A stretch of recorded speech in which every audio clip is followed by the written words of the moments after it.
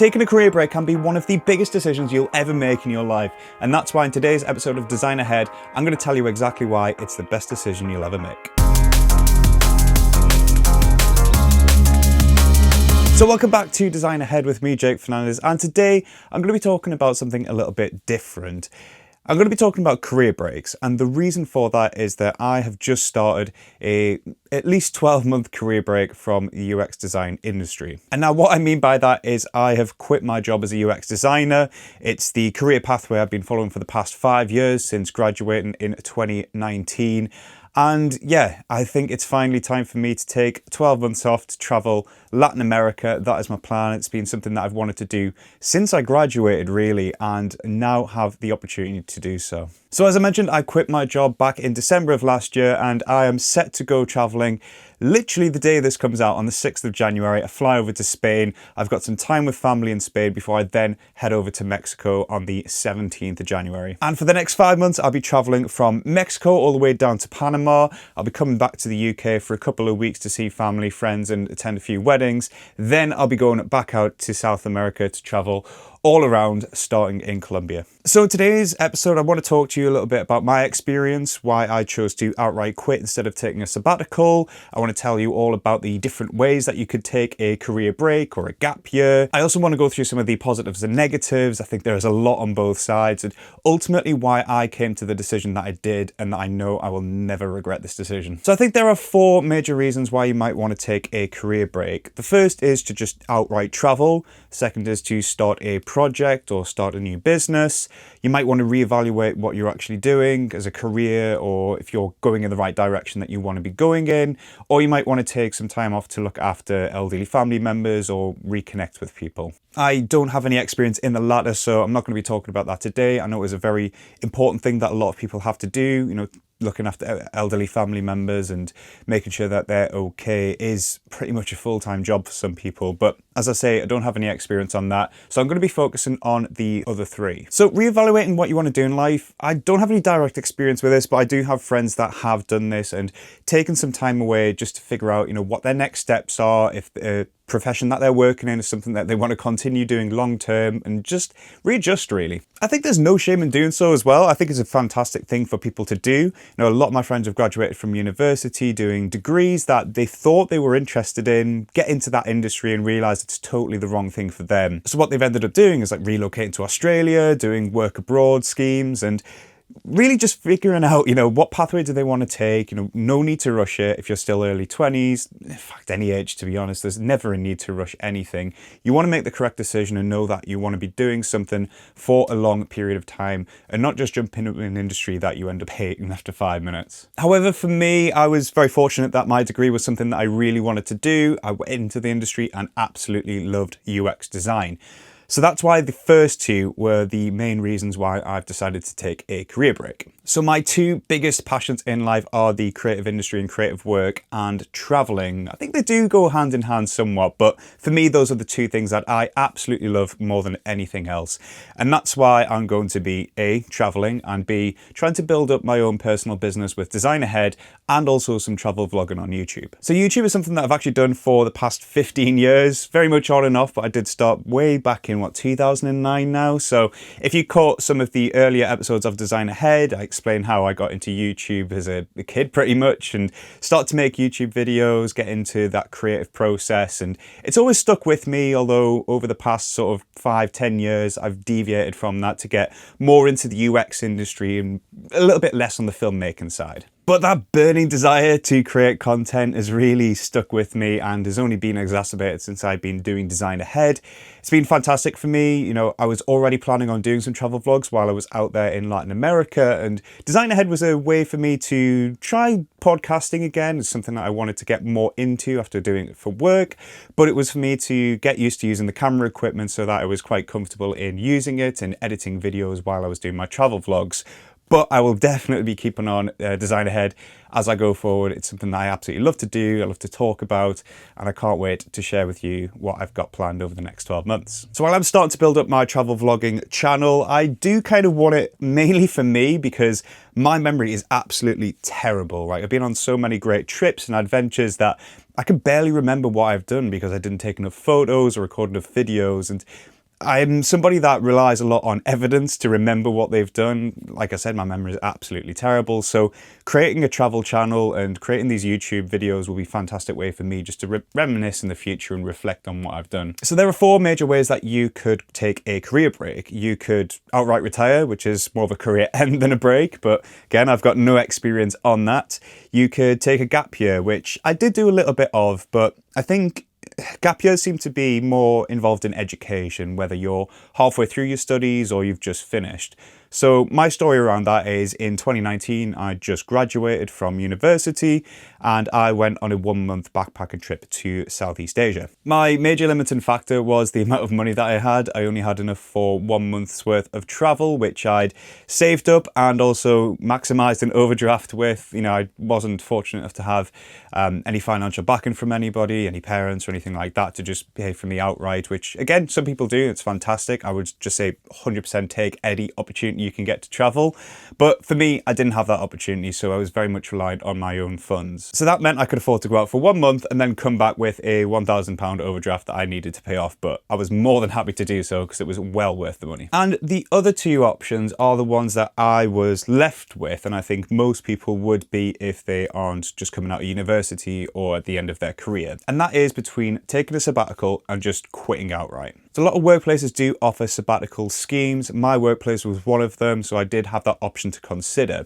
And it basically means you get an extended period of absence for up to around about 6 months, and then you'll be returning to work. You don't get paid in that time, but it means that you do have a position to come back to in the end. And the biggest positive is that you can do your 6 months of traveling and then come back to work in the exact same role. So if you've got dependencies like a house or rent, at least you know that you're going to be coming back to a stable income once you finish your travels. And it takes around about 4 to 6 weeks to detach yourself from work. So if you're not working, then you can kind of get that freedom and your mind mentally to not be constantly thinking about it or not be worried about what's going on and, you know, constantly have that thought on your mind. I think in the past when I've taken longer holidays, 3 to 4 weeks, I've always been thinking about work, or I've just never had that chance to fully detach because the clock is always ticking in the back of my head that I need to be back in 3 weeks, or this is the day in which all the fun's going to end, and then, all of that stuff. So it's a good way to take that extended period of time, really detach, and then come back to a reliable income. So sabbaticals, fantastic option, but for me, I knew it wasn't the right decision, and there were 3 major reasons why. The first one somewhat contradicts what I've just said. It's the aspect of freedom. So when I was in Asia in 2019, I just graduated from university. I had no job. I'd moved out of my flat and I was back with parents, had no relationship or anything like that.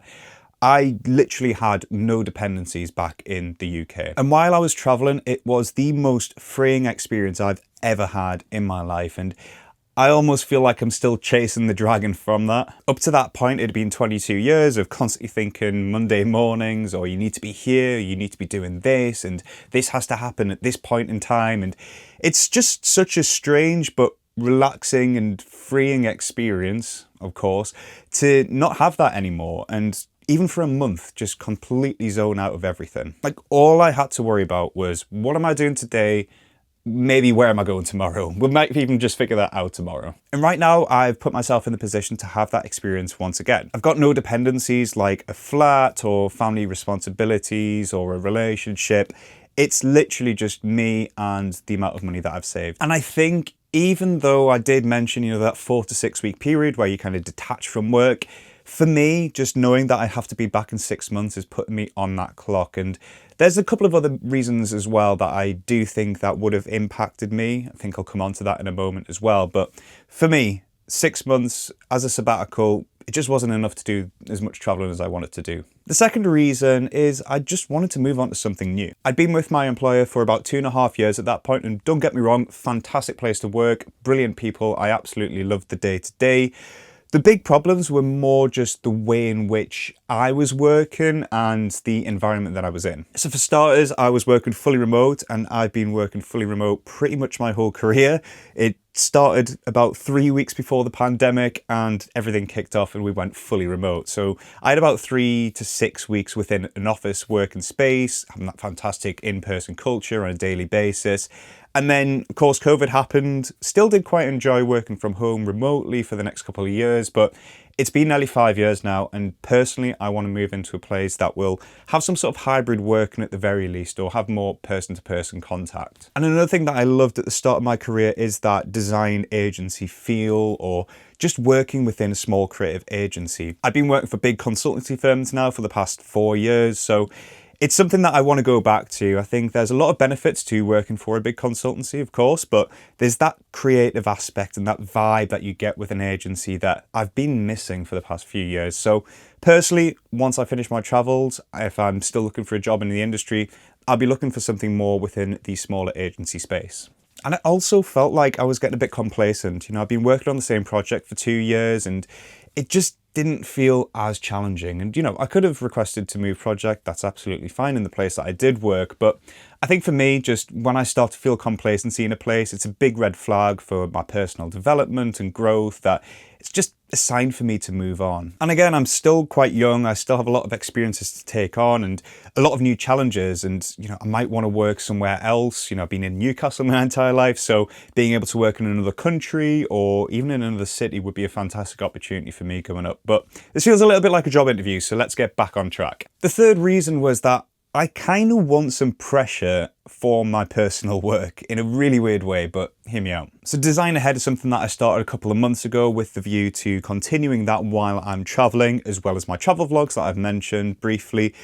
And I just don't think I would have had the same drive to succeed in them or create content or create good content if I knew that I'd be coming back to a place of work after 6 months. And it might sound a bit counterintuitive, but I just need that bit of pressure to put all of the hard work into this while I'm traveling to see if we can succeed and see if we can make something happen here. A little personal note for me here and for anybody else who might be considering doing something similar is not to put too much pressure on yourself, because I do run the risk of ruining my travels or ruining my enjoyment while I'm out there because I'm constantly thinking about content and, getting in that loop of thinking about work or, it might not be a job necessarily, but thinking about doing some work, which is not what I want to be doing. I want to make sure that it's fun. I want to make sure that I'm creating good content and I come across in such a way. So yeah, a little bit of pressure, but not too much pressure. When I've been looking through other videos and forum posts and comments about people who have been weighing up whether they are going to take a career break or take a sabbatical,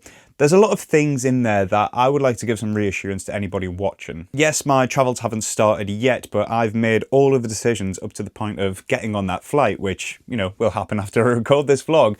So I'm very much in that position where I've decided on the career break and I already know it is the best decision I'm going to make in my life. So hear me out. Here's a few reassurances if you're considering doing something similar. First big thing is what I mentioned at the start, the flexibility to do whatever, whenever.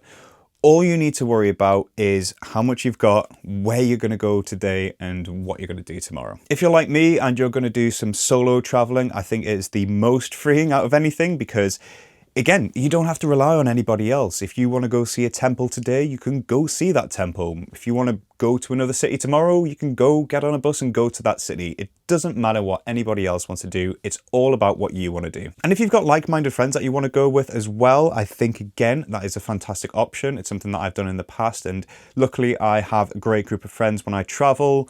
We always seem to agree on the same things, and we're very open-minded just to taking on any opportunity that one of us puts in front of us. I think it's been very rare, if ever, that somebody's suggested something and we've just shot it down. I think pretty much every time I've went traveling with my friends, it's always been, oh, should we do this thing today? And we've all just went, yeah, why not? Got nothing to lose, let's give it a go. And the other reassurance I'd like to give is a little bit deep. Personally, I knew if I didn't commit to this, I would regret it for the rest of my life. No doubt about it. Ever since graduating and coming back from Southeast Asia, I'd been planning on traveling to Latin America, and originally it started out as like a 3 to 6 month plan, and eventually, spurred into this 12+ months idea that I've got now. But ultimately, when it comes down to it, you don't get a second chance at life, and this isn't a test run.